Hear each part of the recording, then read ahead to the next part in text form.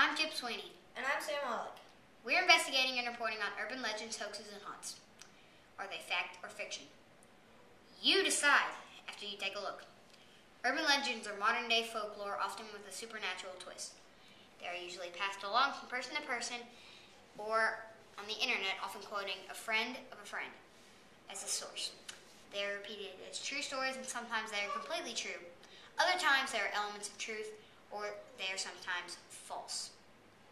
In our short documentary dramatization, Chip and I are going to show you 3 stories. 2 are complete in fiction, and 1 is true. After you watch, see if you can guess which story is true, and let us know by completing our follow-up survey, or just email us at cavalierpj@aol.com.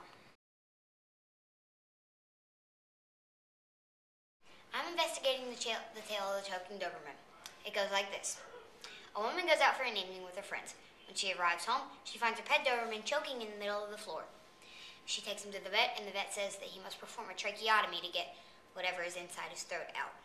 So when she returns home, the vet calls and says he has already called the cops, and they found 2 human fingers in the dog's throat.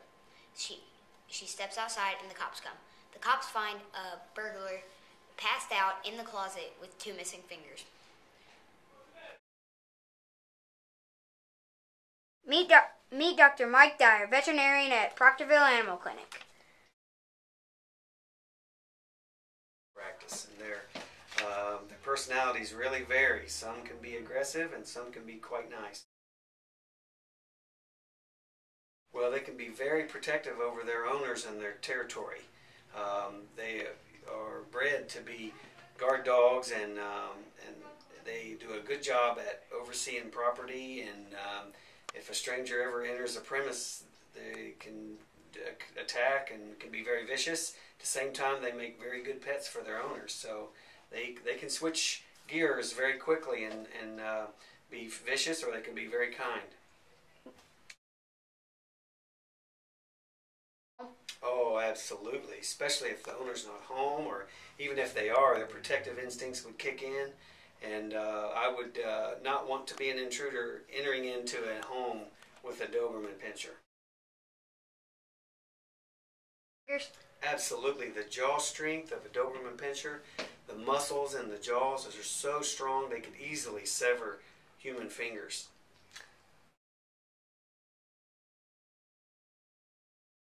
Oh, they could probably survive for several hours to several days. Plenty enough time to get to a veterinarian to seek medical attention. So yeah, because the fingers probably would lodge in the esophagus and not the airway or the trachea.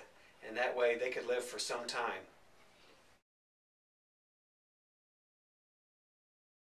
Okay. Meet Sergeant Darrell Booth of the Huntington Police Department. I'm investigating the choking Doberman urban legend, and I have a few questions for you. Have you ever trained or worked with Dobermans during your time on the police force? I've worked with police dogs. I've never worked with Doberman pinschers before. What can you say anything about their protective instincts, or do you really know? I have been around Dobermans and families that have had them, and they are protective. They're highly trainable. The Army used to use them quite often, but I have seen them, and I have seen them become very aggressive and protective of their families. Have you ever been involved in a case where a family pet such as a Doberman has attacked an intruder trying to enter the home? I have, and I've been involved in cases where there have been Dobermans, Shepherds, and other dogs, and even smaller dogs that have attacked people getting into the house. I've even been attacked by dogs that some of our drug offenders, we go into their houses and they're so protective they attack us. I've been in uniform on alarm calls around the city, and their dogs attack us sometimes, and they're very protective of their owners, and I've seen that on many occasions. Have you ever known of a family pet injuring or killing an intruder? I have never heard of them killing the intruder. I've heard many times of the dogs attacking the intruder. We have had occasions where the protective dog, like the Doberman or the more aggressive dogs, have attacked their owner, and actually we had a couple of occasions where the owner died as a result of being attacked by his own dog.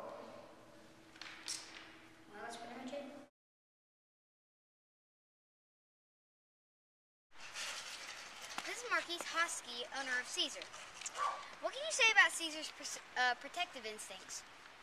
Caesar's, he's a family-oriented dog. He has very protective instincts. I think it's genetic. It's innate, in the dog. This is my fourth Doberman, and they all stay in the house, and they're all very protective.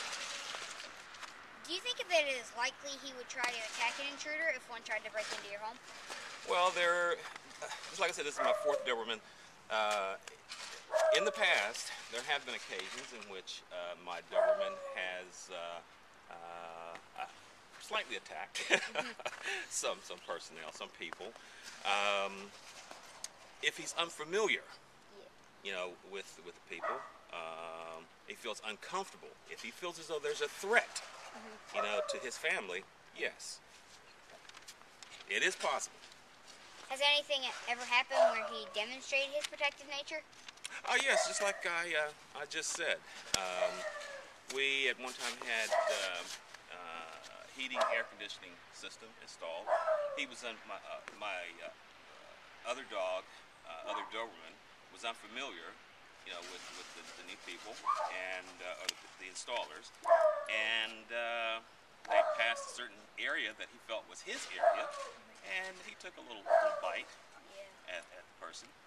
There's also an occasion in which I think, due to the size and the history of the Dobermans, their reputation, a lot of people fear the Doberman. So my wife has a friend that came by to visit, and she put off scents, pheromones, pheromones. Okay, and the dog caught hold of the sleeve of her jacket, and she came out of her jacket because she was fearful that the dog would bite her. However, he probably wouldn't have, but who knows? You never know.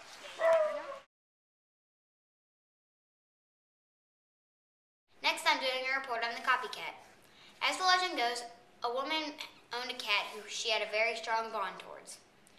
The woman started to have thyroid problems, and she started to lose her hair. The cat then had a hormonal imbalance and started losing her fur. Then the woman got in a traffic accident and tore all the ligaments around her leg, but did not break the bone. The cat had something very similar, where she more than likely got hit by a car and tore all the ligaments in her leg, but not the bone. But she didn't break the bone. But it turned out worse for the cat. She had to have her leg amputated.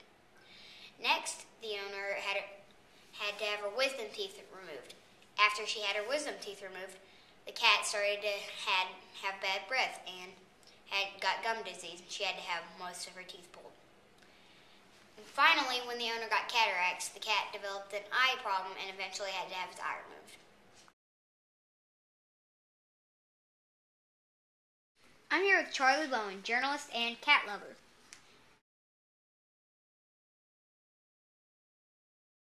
Yeah, when your mood changes, their mood changes, and they come around when you're unhappy, and they sort of come around when you're happy too, and celebrate with you.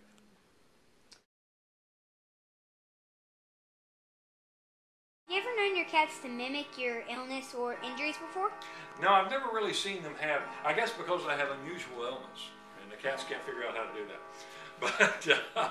But they definitely know when I'm feeling different, and they know when Pamela's feeling different, and so they imitate that. But I've never seen them imitate the actual ailments.